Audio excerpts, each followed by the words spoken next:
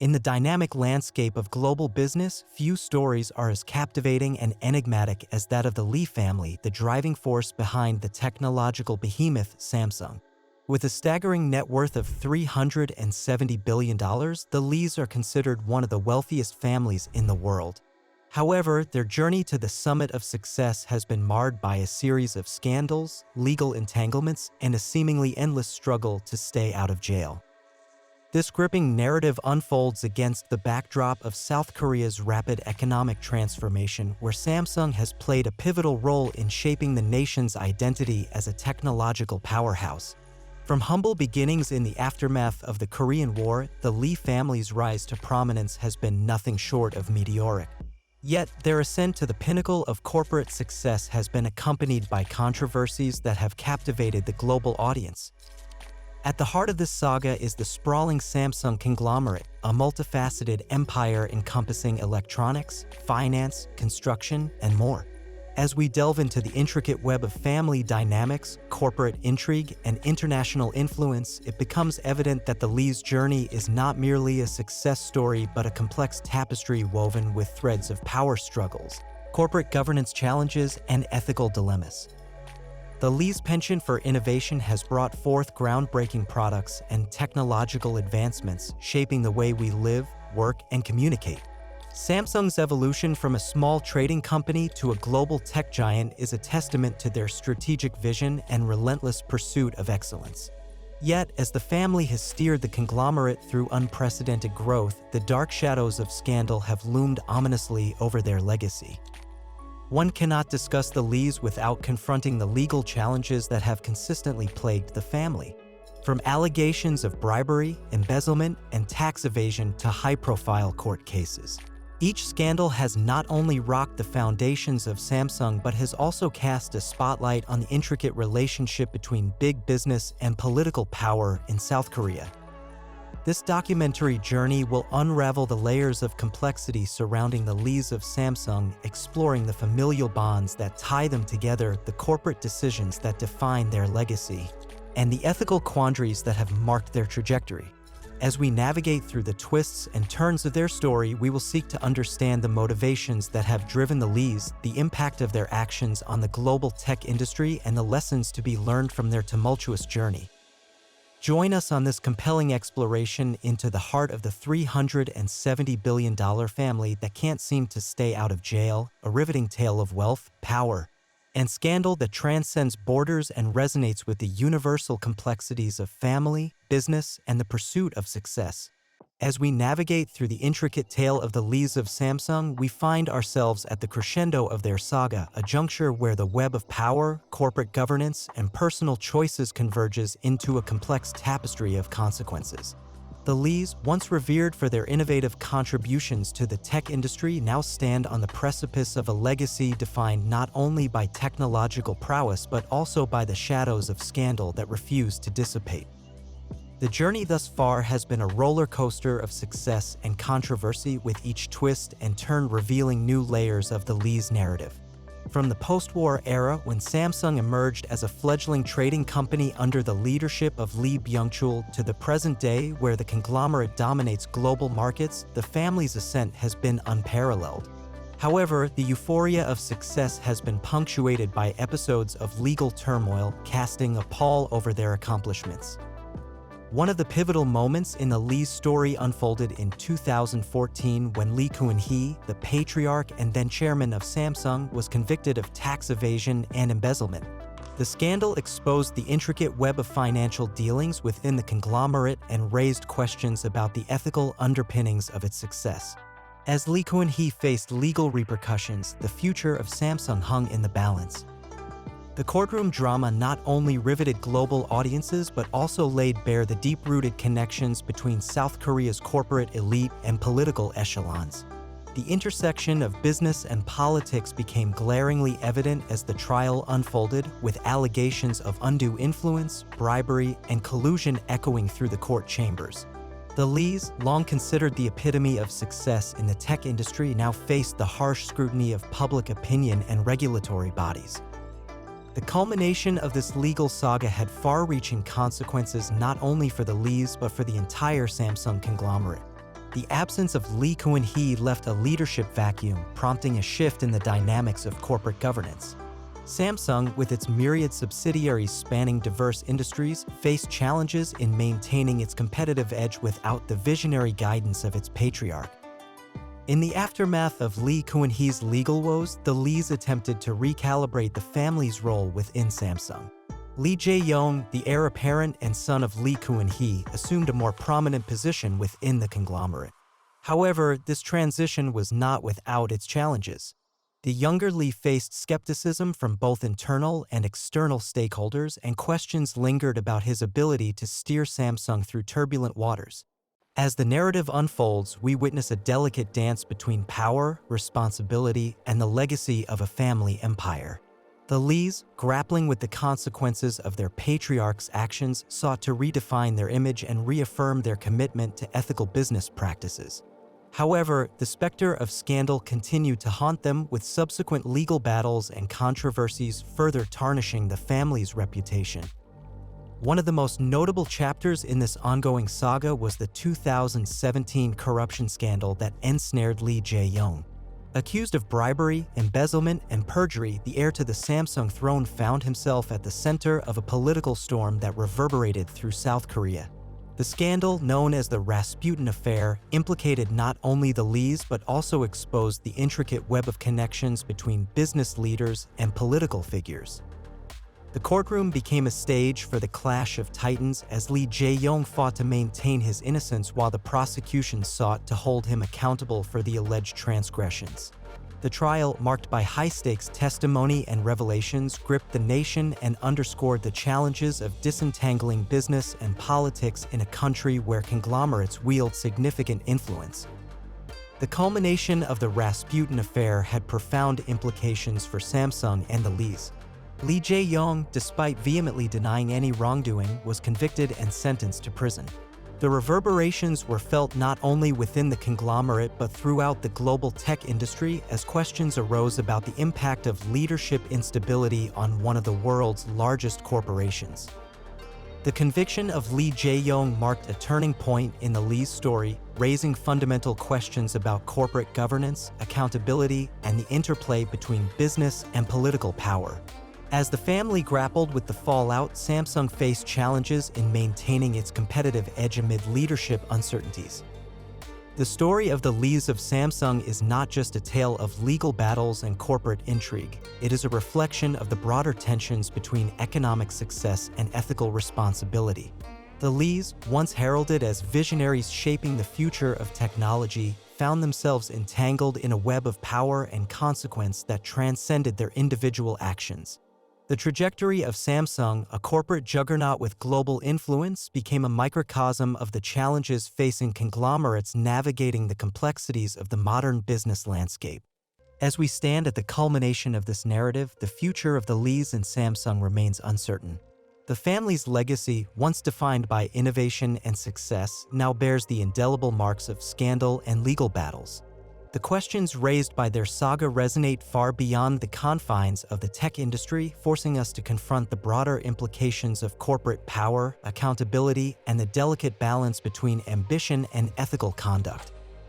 In unraveling the intricate threads of the Lee's story, we are compelled to reflect on the nature of success, the responsibilities that accompany immense wealth, and the challenges of navigating the nexus of business and politics. The Lees of Samsung, with their $370 billion empire, stand as a cautionary tale and a mirror reflecting the complexities of our interconnected world.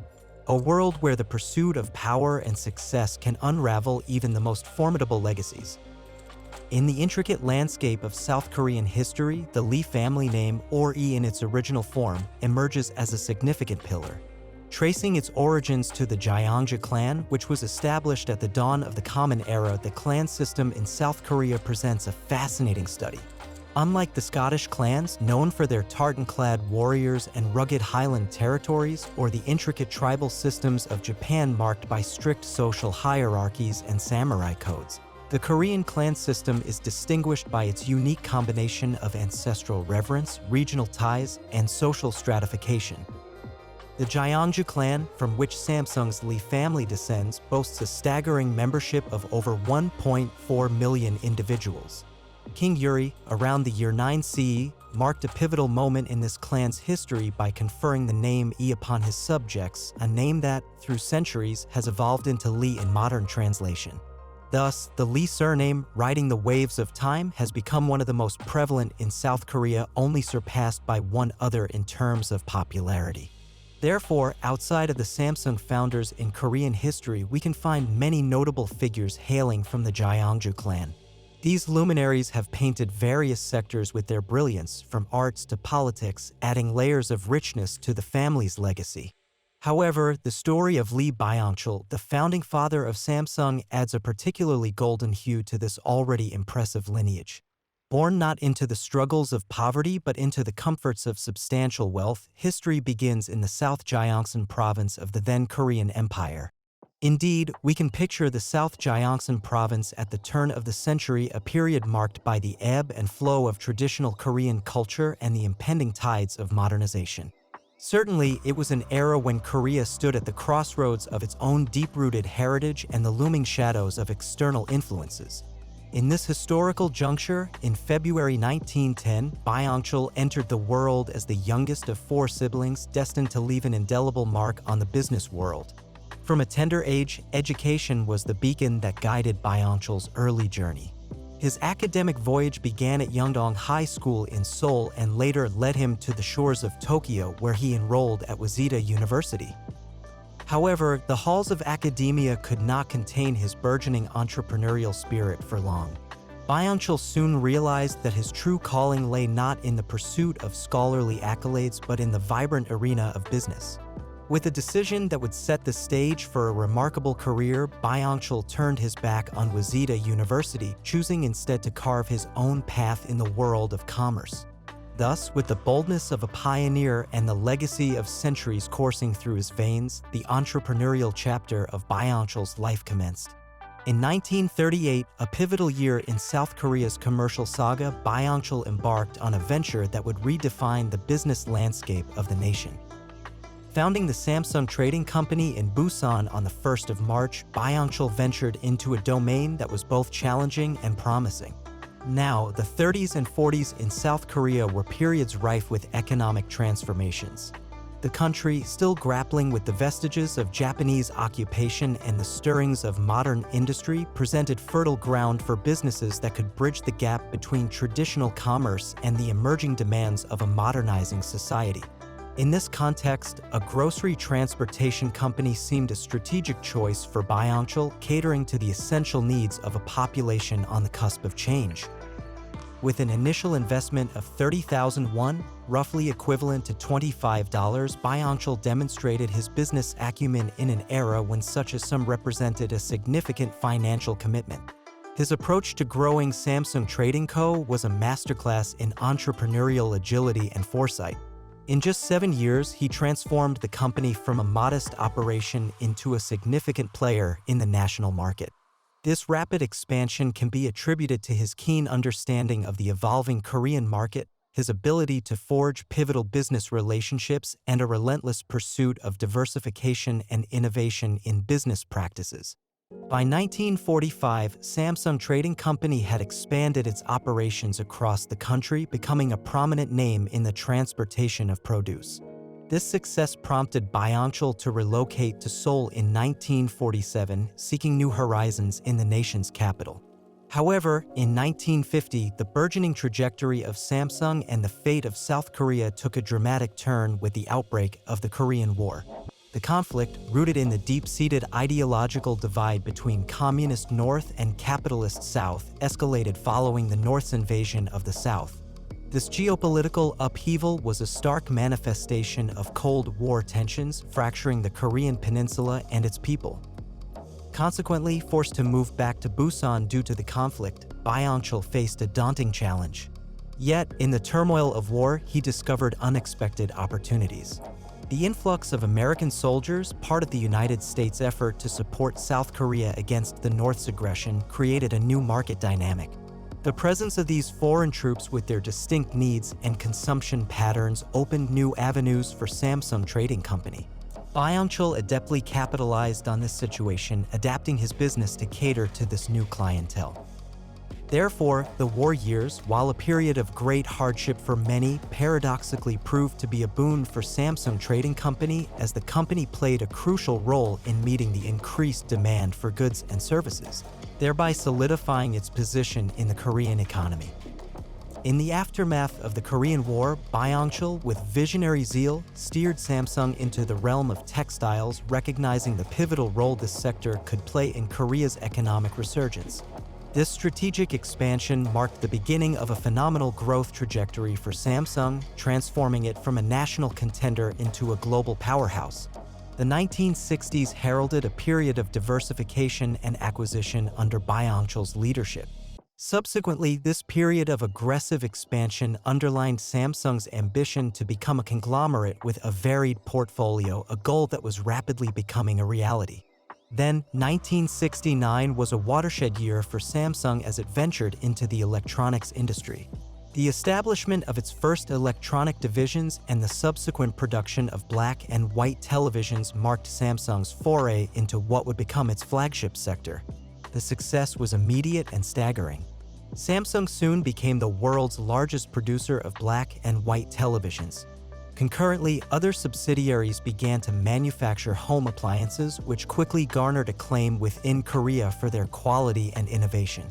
Furthermore, during this era of expansion and success, Byung-chul's son, Lee Kun-hee, started to show a keen interest in the family business. Fresh from his studies at George Washington University, Kun-hee was groomed by his father, learning the intricate realities of steering a company as dynamic and successful as Samsung. Then the 1980s saw Byung-chul relentlessly driving Samsung's evolution into a technological titan.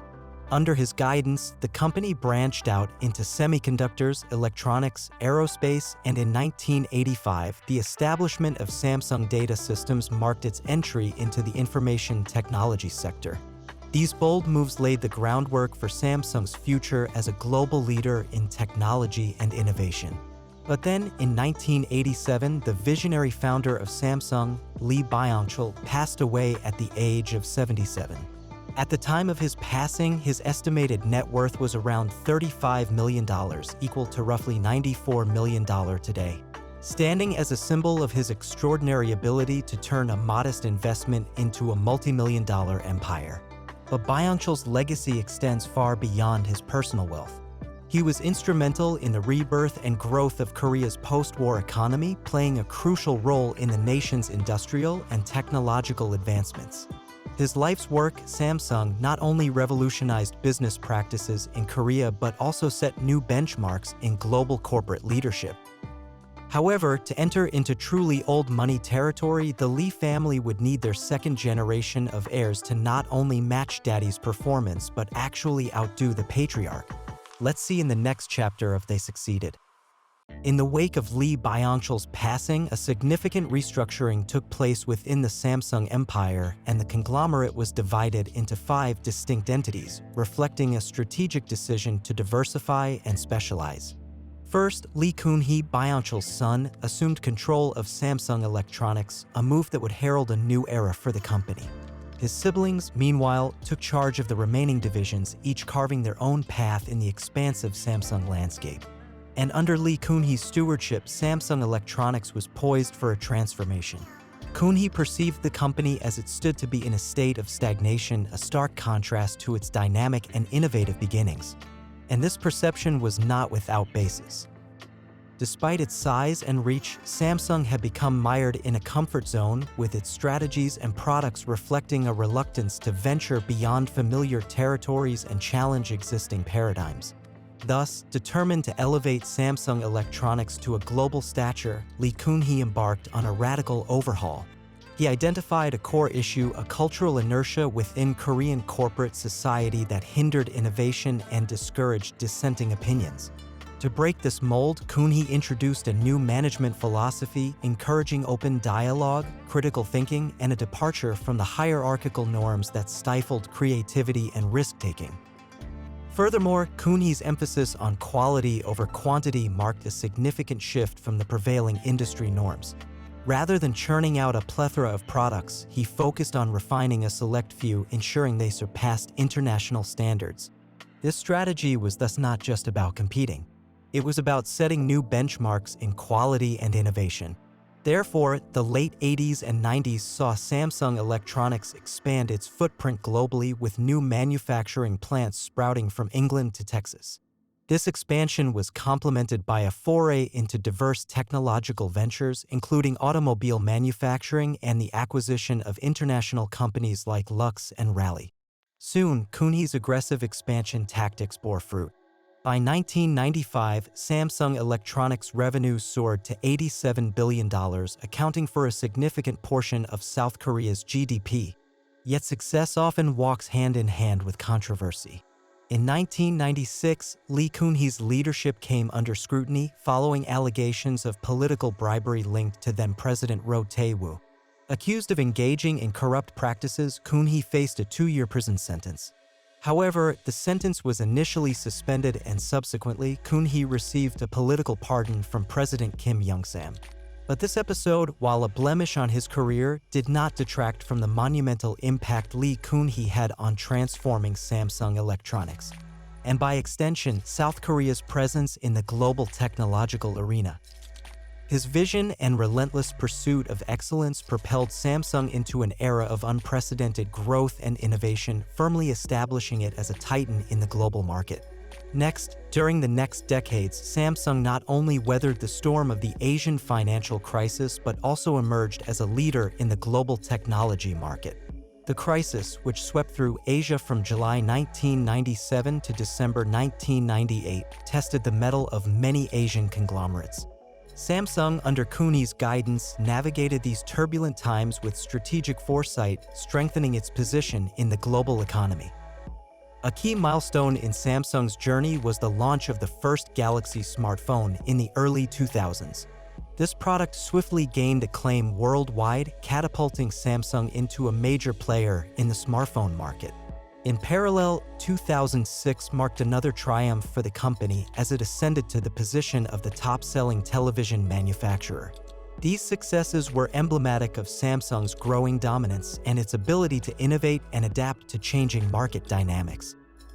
However, the luster of these achievements was tarnished in 2008 when Lee Kun-hee once again encountered serious legal challenges. He was found guilty of tax evasion, a charge that resulted in fines exceeding $80 million and a 3-year prison sentence.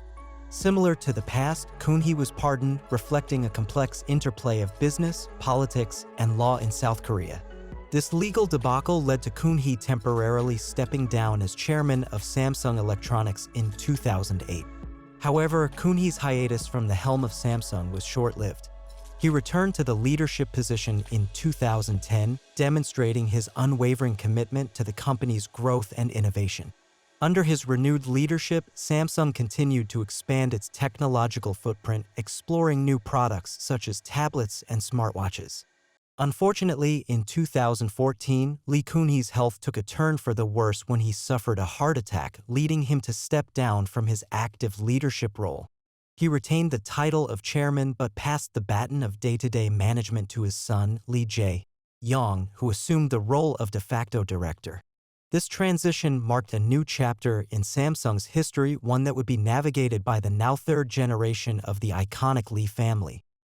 Regrettably, instead of steering the family ship back on course in the legal realm, more criminal trouble would soon unfold for the Lees. Lee Jae-yong's tenure at the helm of Samsung has been marred by legal controversies, casting a shadow over the tech giant's impressive achievements. The most significant of these controversies erupted in 2017, revealing a tangled web of bribery and corruption. Central to this scandal was the revelation that Lee Jae-yong had bribed South Korea's former president, Park Geun-hye. Among various illicit transactions, the most striking, perhaps, was the embezzlement of company funds to purchase an $800,000 horse for Park's daughter. Initially, Lee Jae-yong served a year of his prison sentence before it was suspended. However, this respite was short-lived. In January 2021, his sentence was reinstated, leading to another 6 months behind bars before he was granted a presidential pardon. Shockingly, the legal woes for Lee Jae-yong did not end there. In the same year, he faced conviction and a fine of $59,000 for using the illegal sedative propofol. His defense, citing stress relief, failed to sway the court's judgment. Furthermore, allegations surfaced in 2023 linking Lee to a $3.9 billion accounting fraud scandal dating back to 2015. Prosecutors accused him of manipulating stock prices of two Samsung subsidiaries, a move aimed at consolidating his control over the conglomerate. While prosecutors sought a 5-year imprisonment, the outcome of this case remained pending at the time of this report. Despite these tumultuous legal challenges, Samsung Electronics' business performance has remained robust. In the third quarter of 2023, the company held a significant 19.4% market share in the smartphone industry, trailing only behind Apple. Moreover, Samsung has outlined ambitious plans for the future with a focus on integrating advanced AI models into its upcoming generations of smartphones and electronics. Lee Jae-yong continues to lead Samsung even as he confronts the possibility of further jail time, and this interplay between business success and personal legal challenges paints a complex picture of the Samsung dynasty. On the surface, the company's achievements and market dominance depict a tale of triumph and innovation. Looking at the amazing journey Samsung has taken, we can see how this company has not just followed the flow of time, but actively influenced it.